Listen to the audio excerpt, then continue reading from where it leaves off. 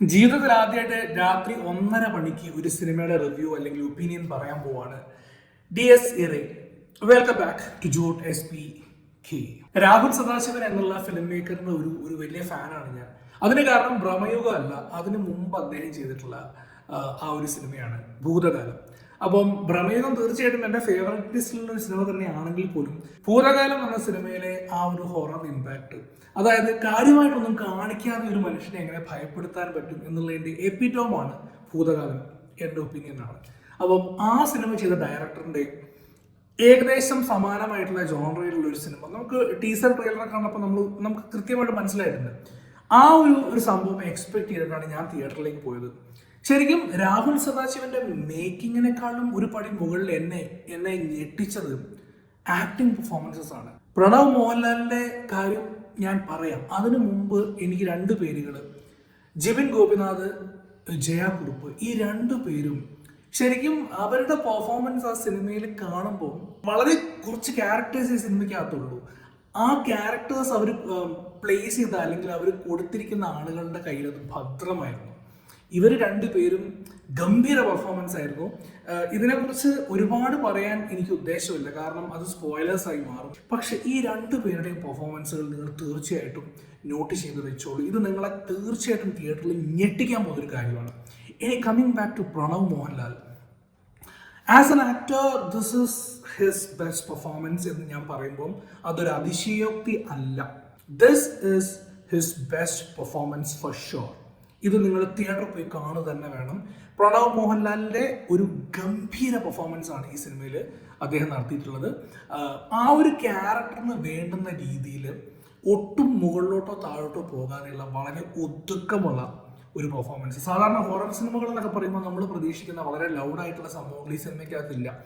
And Rahul Sadasivan ഒരു ആക്ടറിനെ നല്ല രീതിയിൽ യൂസ് ചെയ്യാൻ അറിയാവുന്നത്. അദ്ദേഹം ഭൂതകാലത്തിൽ ഷെയ്നെ യൂസ് ചെയ്ത രീതി, അല്ലെങ്കിൽ പ്രമേയത്തിൽ മമ്മൂക്കയെ യൂസ് ചെയ്ത രീതി, ഇതൊക്കെ നമ്മൾ കണ്ടിട്ടുള്ളതാണ്. ആ ഒരു കൈയടക്കം ഈ ഒരു സിറ്റുവേഷനിൽ ഈ ഒരു സിനിമയ്ക്കകത്ത് തീർച്ചയായിട്ടും കാണാനുണ്ട്. കാരണം പ്രണവിന്റെ പെർഫോമൻസ് കാണുമ്പോൾ പല സിനിമകളിലും നമ്മൾ കണ്ടു പരിചയിച്ച ആ ഒരു പ്രണവല്ല ഈ സിനിമയ്ക്കകത്ത്. He's completely different and he has dealt that role in a very beautiful way. ഗംഭീരം. ഇനി എടുത്തു പറയേണ്ട കുറച്ച് ടെക്നിക്കൽ ഡിപ്പാർട്ട്മെന്റ്സ്. രാഹുൽ സദാശിവൻ സിനിമകളിൽ നമ്മൾ കാണാറുള്ള അല്ലെങ്കിൽ നമ്മൾ എക്സ്പീരിയൻസ് ചെയ്യാറുള്ള ഒരു വലിയൊരു സംഭവം എന്ന് പറഞ്ഞാൽ ശബ്ദം, സൗണ്ടാണ്. സൗണ്ട് ഇഫക്ട്സിനെക്കാളും മ്യൂസിക്കിനെക്കാളും രാഹുൽ സദാശിവൻ സൈലൻസ് യൂസ് ചെയ്യുന്ന രീതി, അതിനെക്കുറിച്ച് നമ്മൾ പറഞ്ഞറിയിക്കാൻ പറ്റില്ല. അത് തിയേറ്ററിൽ നമ്മൾ അത് എക്സ്പീരിയൻസ് ചെയ്തെടുക്കണം. ചില തിയേറ്റേഴ്സിനകത്ത് നമ്മൾ പോകുമ്പം ഇത്തരം സൈലൻസ് വരുന്ന സമയത്ത് രസംകൊല്ലികളായിട്ടുള്ള കുറച്ച് ആളുകൾ ആ തിയേറ്ററിൻ്റെ അങ്ങോ ഇങ്ങോ ഇരുന്നിട്ട് ഓരോ കമൻറ്റുകൾ പാസ്സാക്കും. അവർ ആ പടത്തിൻ്റെ എസൻസ് എത്രത്തോളം നഷ്ടപ്പെടുത്തി കളയും എന്നുള്ളത് നമുക്ക് പറഞ്ഞറിയിക്കാൻ പറ്റില്ല. ഇന്ന് എന്തോ ഒരു ഭാഗ്യം കൊണ്ട് ഞാൻ ആ പടം കാണാൻ പോയ തിയേറ്ററിൽ അത്തരത്തിലുള്ള ആളുകൾ ഇല്ലായിരുന്നു.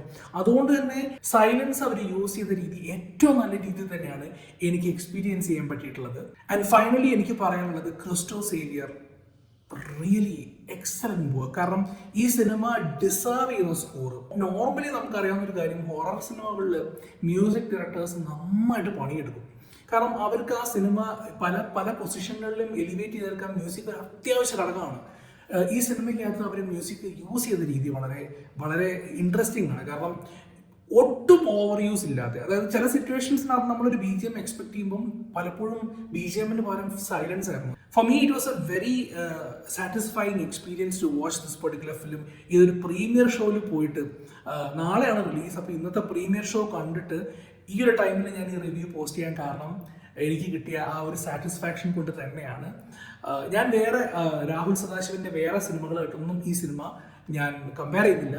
This film definitely deserves A theatre watch. ഇതിനൊപ്പം ഒരു ടൈലൻഡ് ഞാൻ പറഞ്ഞു നിർത്തുവാണ്.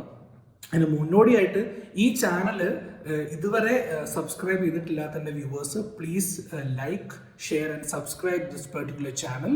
ആൻഡ് അതിന് മുമ്പ് ഞാൻ നിർത്തുന്നതിന് മുമ്പ് ഒരു കാര്യം കൂടെ പറയാനുണ്ട്. നമ്മൾ ഈ ഹൊറർ അല്ലെങ്കിൽ ഇതുമായി ബന്ധപ്പെട്ടുള്ള പല കാര്യങ്ങളെ കുറിച്ചും ചിന്തിക്കുമ്പോൾ പലതിനും ഉത്തരങ്ങളില്ല എന്നുള്ളത് ഒരു സത്യമാണ്. അതേ ഒരു പാറ്റേണിൽ തന്നെ ഉത്തരമില്ലാത്ത പല ചോദ്യങ്ങളും ബാക്കി നിർത്തിക്കൊണ്ടാണ് രാഹുൽ സദാശിവൻ ഈ സിനിമ നിർത്തിയിട്ടുള്ളത്. അതൊരു പക്ഷേ ഡയറക്ടറിൻ്റെ ഒരു ഡയറക്ടർ ബ്രില്യൻസ് ആവാം, അല്ലെങ്കിൽ ഒരു പക്ഷേ അദ്ദേഹത്തിൻ്റെ കയ്യിൽ നിന്ന് പോയതായിരിക്കും. രണ്ടായാലും At the end of the day, certain questions are there which are not answered. But ആ സിനിമ എൻജോയ് ചെയ്യുന്നതിൽ നിന്ന് ഈ സംഭവങ്ങളൊന്നും നമ്മളെ മാറ്റി നിർത്തുന്നില്ല എന്നുള്ളതാണ് ഒരു യാഥാർത്ഥ്യം. That's all for this particular episode. I'm feeling very sleepy. Bye-bye.